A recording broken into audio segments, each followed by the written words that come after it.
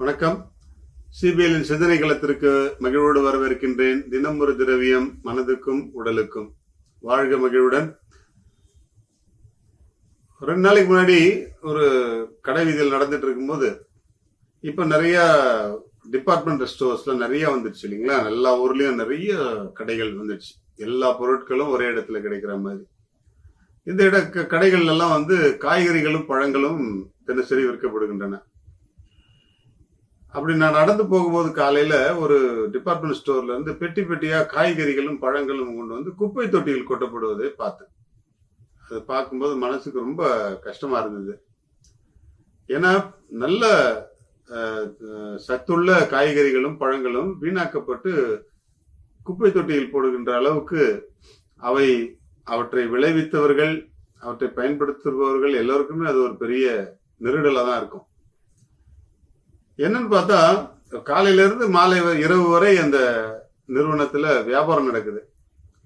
காலையில ஃப்ரெஷ்ஷா வரக்கூடிய காய்கறிகள் பழங்கள் அவற்றை ஒரு 10 ரூபாய் விலை குறைத்து கொடுத்தால் கன்சியூமர்ஸ் இன்னும் கொஞ்சம் அதிகமா கூட, வாடிக்கையாளர்கள் இன்னும் கொஞ்சம் அதிகமா கூட வாங்கிட்டு போக வாய்ப்பு இருந்திருக்கும். அப்படி இல்லை அப்படின்னா மாலை நேரம் நெருங்கும் பொழுது, இரவு நெருங்கும் பொழுது, அப்பொழுது வரக்கூடிய வாடிக்கையாளர்களுக்கு ஒரு 100 ரூபாய் அல்லது 1000 ரூபாய்க்கு வாங்கினா ஒரு 100 ரூபாய் அளவிற்கு பழங்கள் காய்கறிகள் காம்போ ஆஃபர்ல கொடுக்கலாம், அல்லது அன்பளிப்பா கொடுத்து அனுப்பலாம். வீணாக்காமல் அவற்றை பயனுள்ள வகையில் யாரிடமாவது கொண்டு போய் சேர்த்திருக்கலாம்.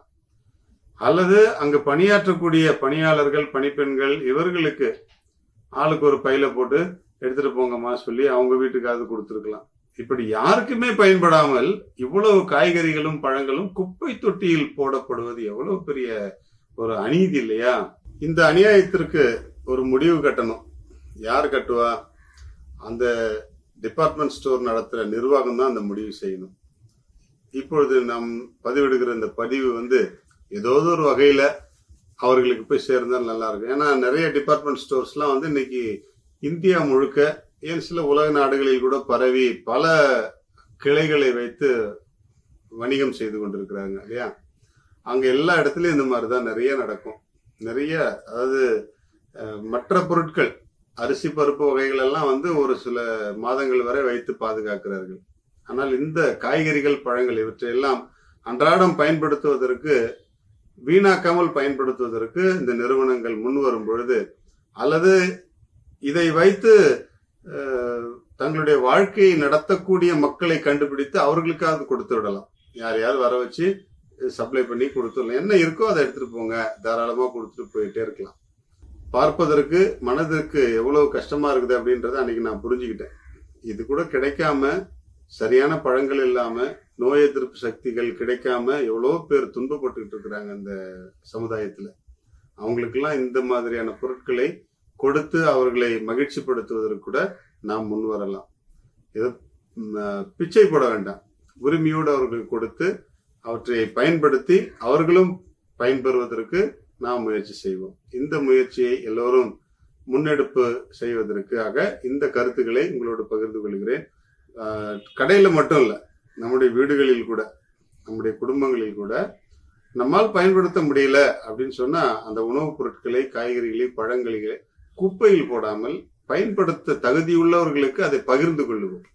அப்பொழுது நம்முடைய மனதும் நிறைவடையும், அவர்களுடைய வயிறும் மனதும் நிறைவடையும். வாழ்க மகிழ்வுடன்.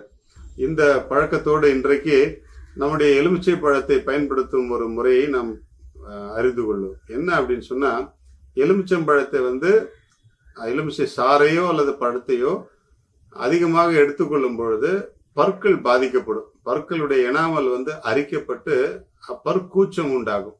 அதனால எலுமிச்சம்பழத்தை அதனுடைய சாறையோ அல்லது ஜூஸோ எடுத்துக்கும் பொழுது ஸ்ட்ரா பயன்படுத்தி குடிப்பது மிக சிறந்தது. அல்லது நீங்க ஸ்ட்ரா இல்லாம அப்படியே வாய வச்சு குடிக்கிறீங்க அப்படின்னு சொன்னா, குடித்த பிறகு கொஞ்சம் தண்ணீர் கொப்பளித்து விழுங்குவது நல்லது. அப்படின்னும் போது நம்முடைய பற்கள் பாதிக்கப்படாமல் இருக்கும். வாயில புண்ணு ஏதாவது இருந்தாலும் சரி, இல்ல வரதுக்கான அறிகுறிகள் இருந்தாலும் சரி, அதனுடைய தாக்கமும் குறையும். எனவே எச்சரிக்கையோடு எலுமிச்சை சாறை பயன்படுத்தி நம்முடைய வாழ்க்கையில் மகிழ்ச்சியோடு இருப்போம். வாழ்க மகிழ்வுடன்.